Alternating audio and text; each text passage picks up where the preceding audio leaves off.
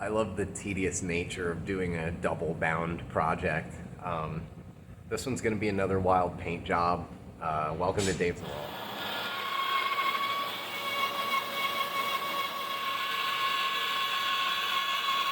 Speaking, I get my maple in 4/4, 5/4, or 8/4 slabs, and then I mill it down myself. This one's kind of surfaced, but just gives you an idea of where I start. And then I'll get everything sized and route a channel and surface everything, put a fretboard on. I square everything up and then do my fret slots. So kind of just get it to this point, and then I start making it look more like a guitar neck. So that's where we're at. So this is the one I use for the necks, at least when I start carving into them. It's pretty rough.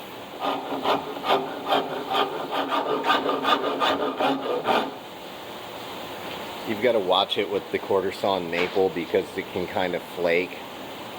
So you just got to kind of work with your piece and sort of figure out how the grain lays out on it. But this is a really good tool.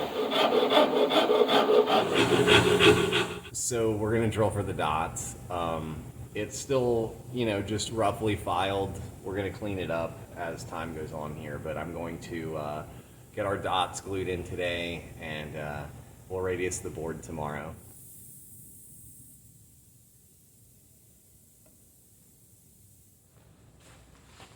So I've had some comments recently on my my YouTube videos, and people are like, I like how it's not a demonstration.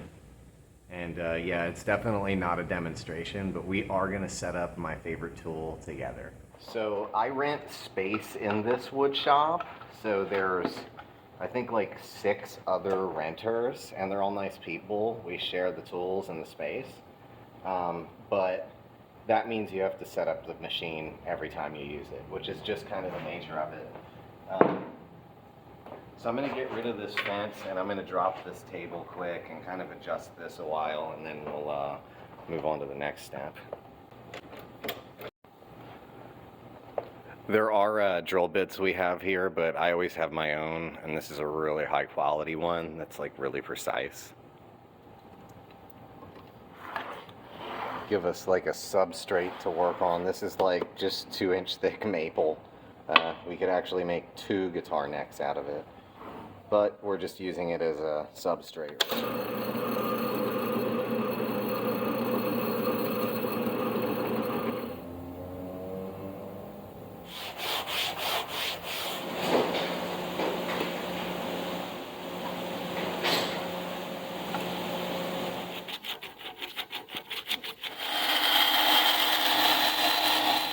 We are definitely honing in on it here. Just got to get these fretboard edges just smoothed out a little bit. Then I'm going to go over the body and neck with 150 grit. And then we're going to the spray shop. So we've made it to the spray shop, and the spray shop is probably one of my favorite aspects of the whole thing because I get to have my awesome book bag with the guitar in it from the wood shop, and we trek all the way across town to our urban spray shop.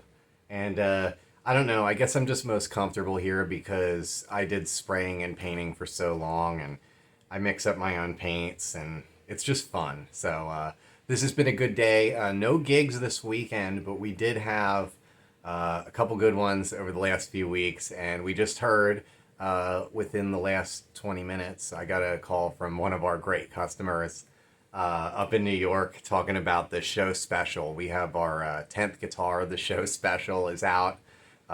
It's sold and it's out gigging, and it's really great and stays in tune well and sounds good. So we're stoked. That guitar was tricky to get the sound right because it was a semi-hollow guitar. So I changed pickups in it and messed with it for a long time. So that's why it's one of the very few guitars I made without a YouTube video. But this one, definitely getting a video. We have a few coats on our body and neck. This piece of plexiglass, this special tape, and this razor blade are pretty much all we need to achieve our new cow print.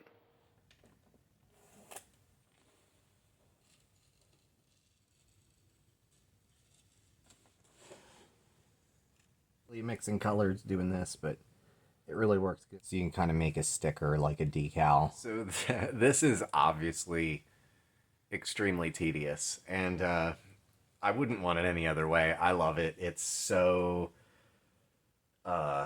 a slow process. It's so involved, and we're basing this off of an Ayrshire. There's a red Holstein and a Guernsey, but this is going to be like a more like reddish brown with the white.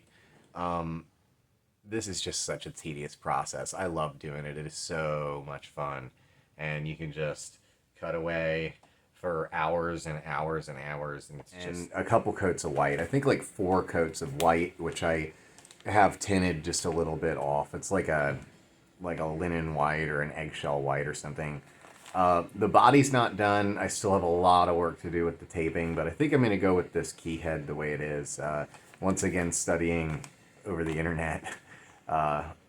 Actual cows being completely different, it's sort of a challenge, but I think if I do this, it'll be still reasonable to see our logo. This is a lot of fun.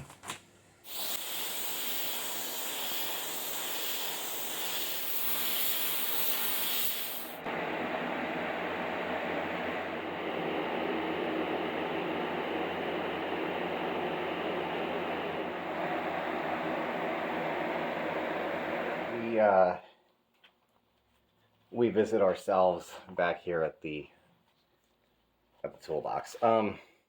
So at this point, I have the frets done and the guitar's finished, completely wet, sanded, and buffed. I kind of jump around a little in these videos, mostly just for the fact I just kind of get like, I don't want every video to be the same.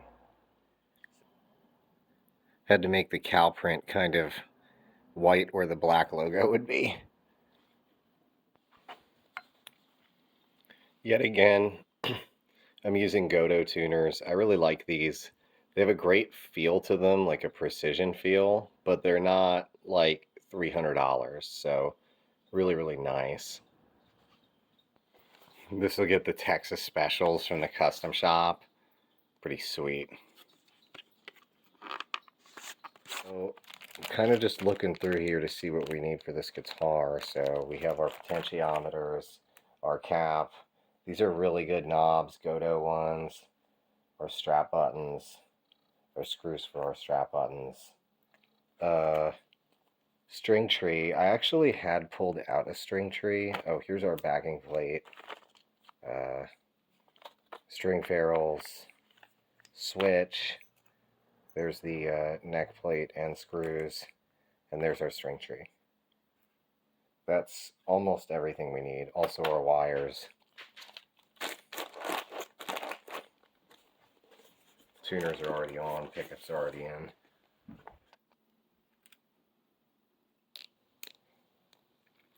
So this one is number 16.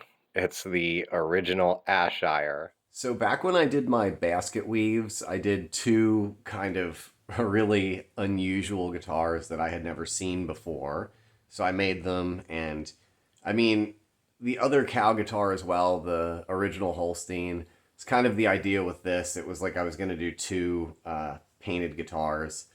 Those artistic instruments, they tend to get the most criticism, but they also sell the quickest. So they're loved, and I'm really excited about it. Of course, I don't have the original Holstein anymore. It's sold, so we won't be comparing them back to back. But this guitar has a much more like snappier kind of country nature to it. I think that's because of the plated bridge. It also has the Fender pickups, the Texas specials, so makes a little bit of a difference. This guitar likes more mid-range through the amp, which is probably more ideal for like a Fender amp or something. I use the Mesa Boogie, so I can kind of just adjust it, but it sounds really good through like a Blackface Super Reverb as well. The little bit thinner neck profile than the other cow guitar I did already has been pretty cool to have. I love making these. I love selling them. It's great to see them kind of take on lives of their own. And it's fun doing it, but I do like keeping them for a couple of weeks or maybe even months and playing them myself, and then maybe, I play them just a little. Some of them I play a lot. It depends on just what it is. But this is probably my favorite guitar I have made for me to just play. And because of that, it's been kind of scratched up, and I probably played it on like 10 or so shows. And it's just a blast to play. It's so light. It sounds so good for what I'm looking for. So it's really just comfortable to play for a really long time. And besides the wild paint job, which I know isn't for everyone, it just has a very traditional, like, kind of 52 Blackguard sort of tone. It's got a really full sound to it, but it's still very clear, and you can still use it in a lot of situations. The phone rang, and it was, hey, do you want to do this country show, real country music, Ashton Shepherd. We're going to play for Ashton Shepherd. I'll play steel guitar and electric guitar. And the show was awesome. So I have a few pieces of footage from that I'll share as well. A cool theater job. So we have our Legrand Emmons, the Boogie amp, of course, but we'll see how our guitar performs. Is really good at sound check. It sounds like a traditional Telecaster, but, well, more sustaining.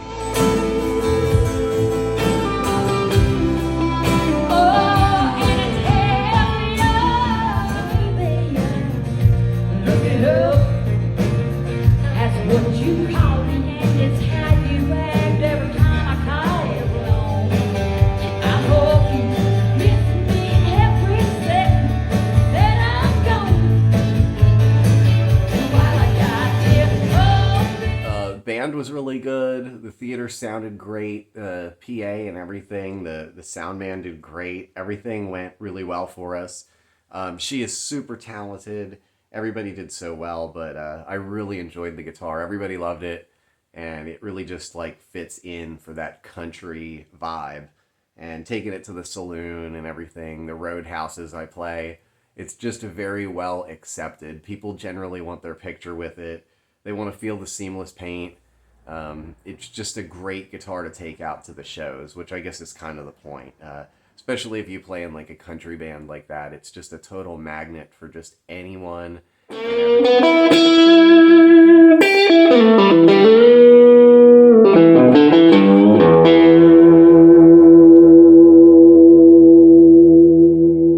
sustains for a really, really long time. This neck pickup has not really like a stratty tone, but it's really like that Roadhouse sort of like.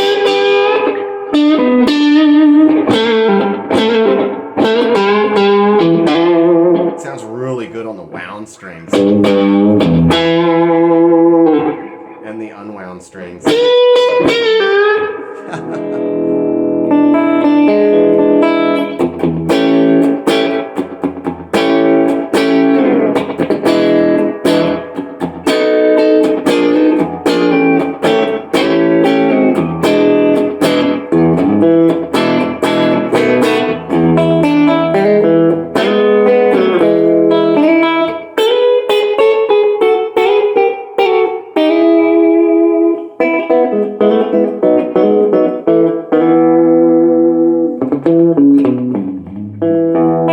It's still full. It maintains clarity though.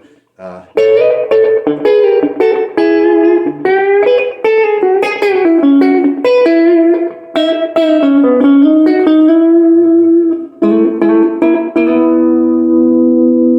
can bring in that grit. It gets louder, but that's great for like a lead tone. Roll the tone control.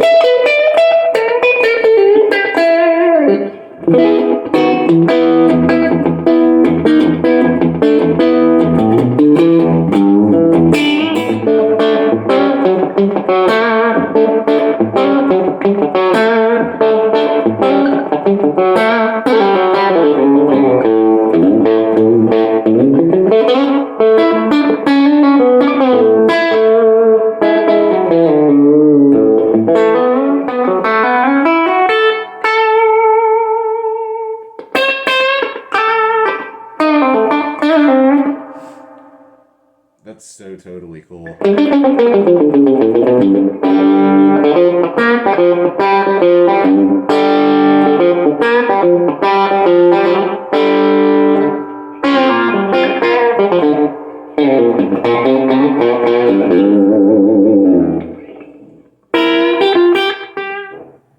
Intonates great with those saddles. You can play Terry Clark. The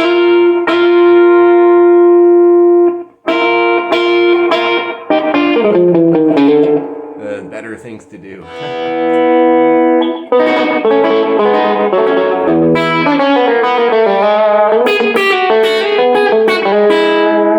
The tone control makes such a difference. I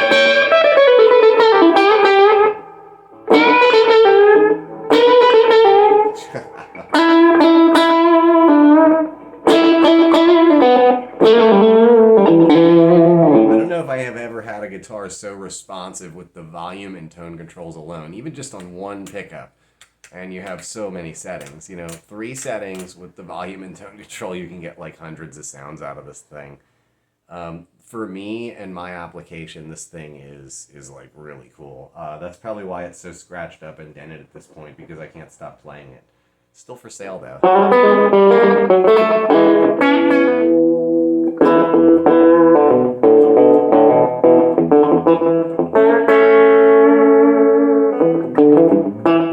So as usual, this one will be on reverb.com. I'll list it with a really good description of it, all the specs and everything, and just kind of shipping, everything's on there. It's a really good platform to buy things off of. It puts me in a good place and it puts the customer in a good place. It works. I've sold multiple guitars over Reverb, and it's great with the shipping and everything. So really proud of that. I will be doing my own website soon with just kind of like, even if it's just a reference for all the guitars I've made so far, this one being number 16.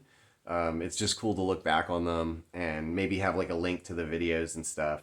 So I'll be working on that coming up, but for the most part, just really going well with selling these. I guess the one thing I wanted to show was I was kind of like hanging on to this for the first few parts of the video. This is 4-ply pickguard material.